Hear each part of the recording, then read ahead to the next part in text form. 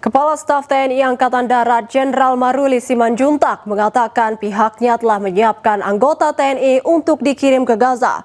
Menurut Maruli, pihaknya telah siapkan 5.000 hingga 8.000 prajurit untuk menjalankan misi perdamaian Gaza. Itu kan masih terus berjalan ya, jadi kan kami menunggu dari hasil koordinasi ke yang mengkoordinir di Gaza.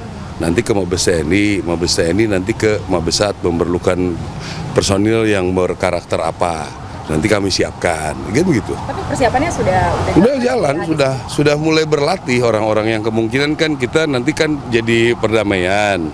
Jadi berarti si jenis kesehatan yang seperti itu kami siapkan. Jumlah penerbangnya spesifik akan di Gaza ya Pak, bukan di Lebanon atau lain-lain? Ya saya belum terlalu ini ya, lebih baik bertanya ke Mabes TNI biar lebih jelas. Kalau kami hanya penyiapan pasukannya saja. Jumlahnya berapa berarti kira-kira? Ya bisa satu brigade 5.000 8.000 mungkin, tapi masih bernego semua, belum pasti.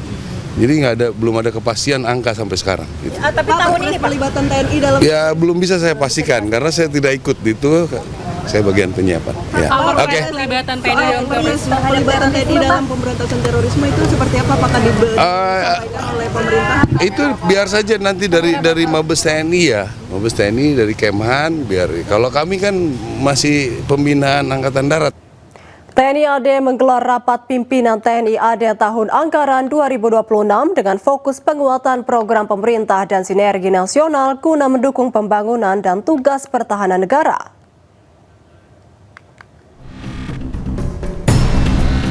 Rapim TNI AD dipimpin langsung Kepala Staf Angkatan Darat Jenderal TNI Maruli Simanjuntak.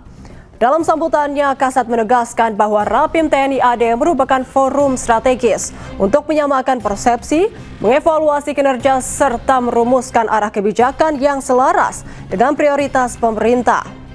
Kasat menekankan pentingnya sinergi, disiplin, dan inovasi seluruh jajaran TNI AD guna meningkatkan profesionalitas prajurit serta memastikan kontribusi nyata TNI AD dalam mendukung stabilitas nasional dan kesejahteraan masyarakat.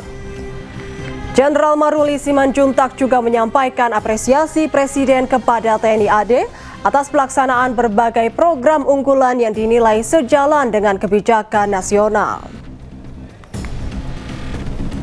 Intinya memang beliau juga sudah menilai cukup baik apa yang kita lakukan pada saat kemarin.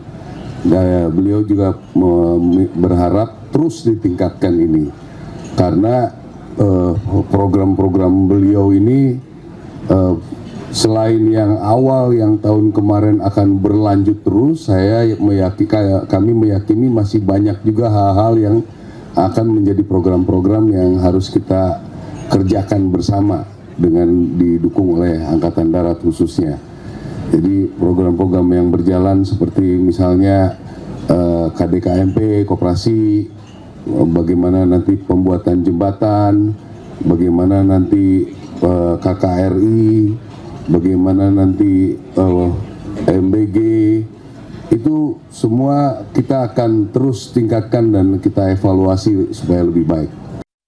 TNI Angkatan Udara menggelar uji coba pendaratan dan lepas landas pesawat tempur di ruas Jalan Tol Trans Sumatera Lampung. Badan jalan tol disulap menjadi landasan darurat sebagai bagian dari strategi pertahanan negara.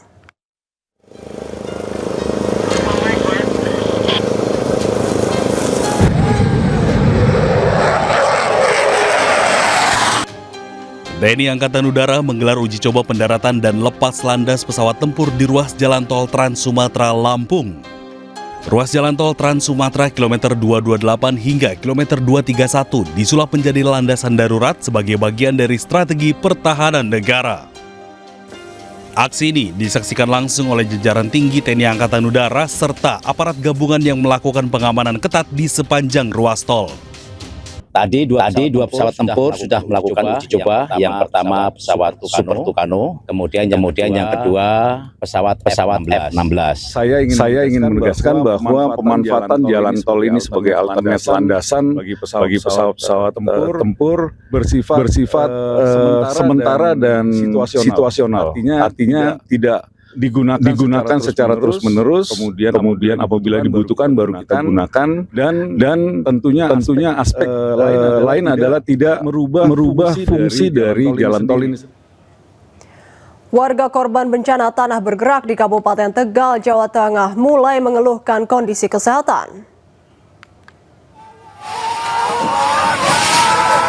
Sedikitnya 132 warga korban bencana tanah bergerak mengalami ISPA atau infeksi saluran pernapasan akut. Mereka terdiri dari balita, anak-anak hingga orang tua. Kondisi pengungsian yang cukup panas pada siang hari dan dingin pada malam hari membuat warga terutama balita dan anak-anak mulai terserang batuk pilek dan sakit tenggorokan. Kemarin udah periksa 2 kali, batuk, dingin, udah periksa 2 kali. Saya juga orang tua saya, banyak yang sakit kepada periksa. Pertemuannya itu ya batuk pilek, sakit tenggorokan. Harapannya gimana? Saya pengen cepat punya rumah lagi sendiri, dibikin Relokasi yang dikasih pemerintah. Keinformasi lain, akibat curah hujan yang tinggi, banjir kembali merendam Tapanuli Tengah, Sumatera Utara. Ini Komandan, kondisi Rambing, Hutan Bolon. Tanggul sudah tidak kuat lagi, Komandan. Air sudah meluap. Intensitas hujan yang tinggi menyebabkan air sungai meluap dan merendam jalan-jalan serta permukiman warga. Kondisi itu menyebabkan debit air sungai yang berada di Kelurahan Hutan Balon meningkat. Derasnya debit air sungai menyebabkan tanggul-tanggul yang sudah dinormalisasi kembali jebol hingga meluap ke jalan-jalan dan permukiman warga. Berkisar jam 5 atau jam 17 sore, hujan deras mengakibatkan daerah di Tapanuli Tengah yang sebelumnya terdampak banjir kembali mengalami banjir. Pemerintah terus mempercepat pemulihan pasca bencana di Aceh dan Sumatera. Dalam 2 bulan kini total pemulihan mencapai 70%. Menteri Dalam Negeri Tito Karnavian sekaligus Ketua Satuan Tugas Percepatan Rehabilitasi dan Rekonstruksi Pasca Bencana Wilayah Sumatera ungkap, dari 52 daerah yang terdampak, saat ini 37 wilayah sudah kembali normal. Pemerintah juga memberikan atensi khusus untuk pengungsi bencana dengan memberikan hunian dan bantuan uang. Bantuan yang diberikan bervariatif antara 15 juta hingga 30 juta rupiah. Yang menjadi atensi kita tentu adalah pengungsi. Karena pengungsi ini harus segera jangan terlalu lama di tenda. Baik yang rumahnya rusak ringan, rusak sedang, rusak berat atau yang bahkan hilang. Untuk itu perlu dilakukan perlakuan kepada mereka.